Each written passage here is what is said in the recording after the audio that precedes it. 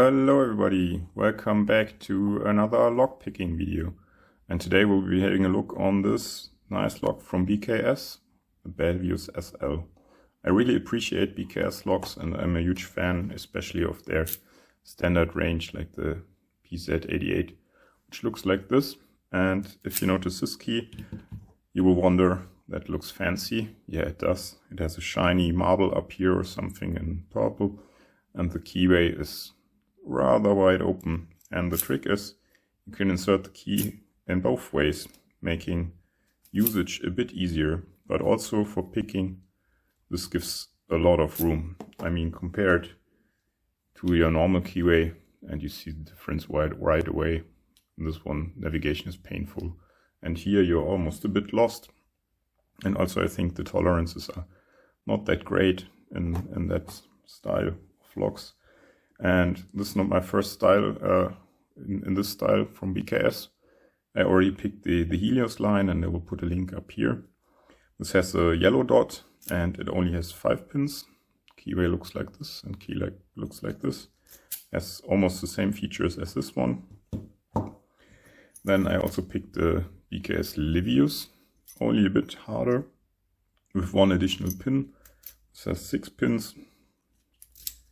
And it's a bit trickier to pick than this one, but also the wide open keyway gives you so much space for picking.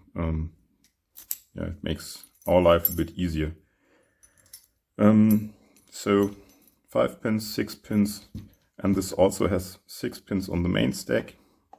And then in the SL version, it has 1 additional interactive element here, which you should also pick because it's an active element.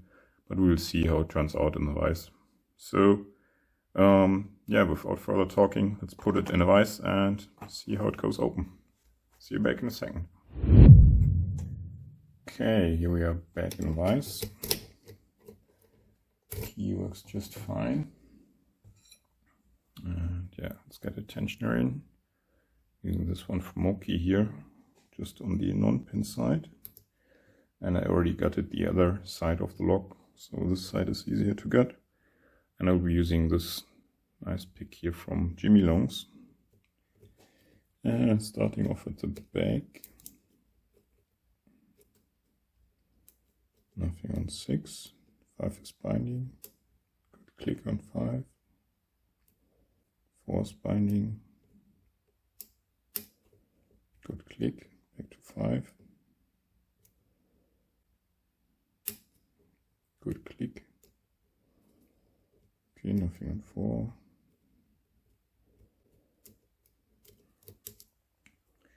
Let's see, back to the back.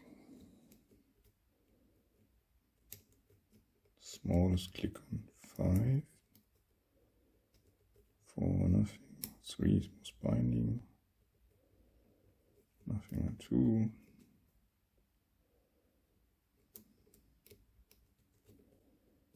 Nothing on 6.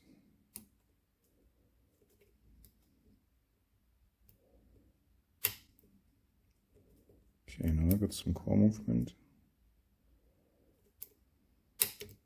Some more when I touched 6. And now 2 is binding heavily, I think. Oh, sorry for bumping you.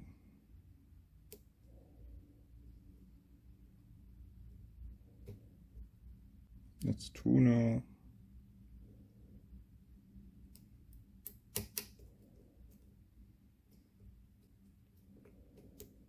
Okay.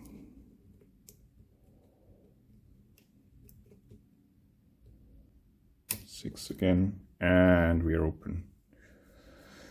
Yeah, so a bit of back and forth, indicating okayish tolerances. Not too bad. But if you've noticed, I did not need to touch the interactive element.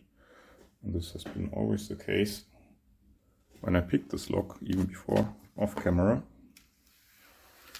And here's already the gutted side. And now let's put this side here.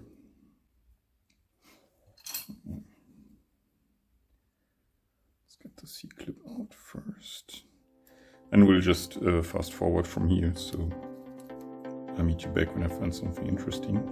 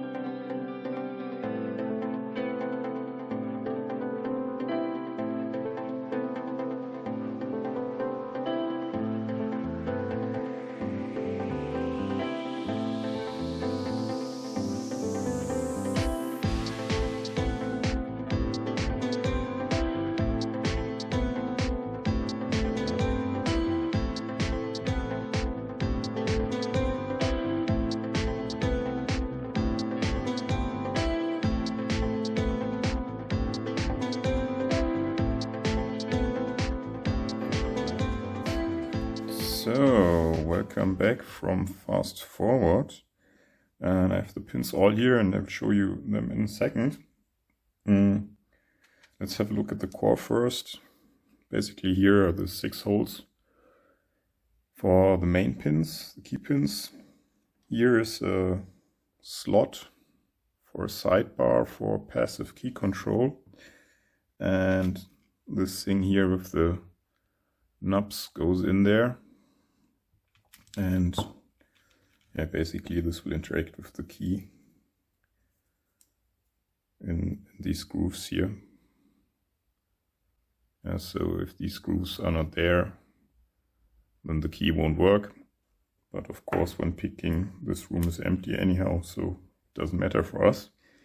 And then one more trickery is this interactive element here. And if you remember, you picked clockwise. And maybe counterclockwise this will be more active, because clockwise we didn't feel anything, yeah. And of course this is just the check pin. We'll get it out in a second and show you. Basically it looks like this. So this is pushed out by the key. Let me put this here. Oh, it's also steel. And it interacts with this knob you see here in the very back. Do you see that?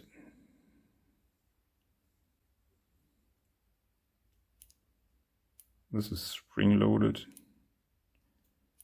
And it should block the rotation,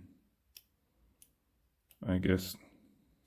If this is out, maybe it works better counterclockwise. I can check and we'll write it down here. But for us it didn't really matter. So much on the core, the housing, and yeah, of course here some slots for the passive key controls. Can be on both sides, it seems.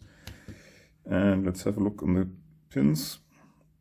So here's the side from basically the inner side of the lock if you install it on a door, and this is the outer side we actually picked today.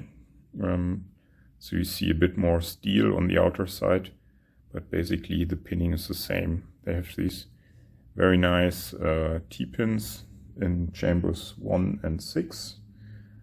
Those are a bit annoying if you don't know them, because you have to also tap on the pin once again once you're in a small falset.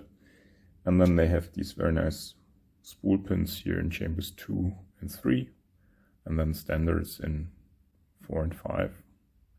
I think tolerances are quite good, because I needed to go back and forth like a ping pong game between 4 and 5. But yeah, nothing too spectacular. Still a pretty okay-ish lock.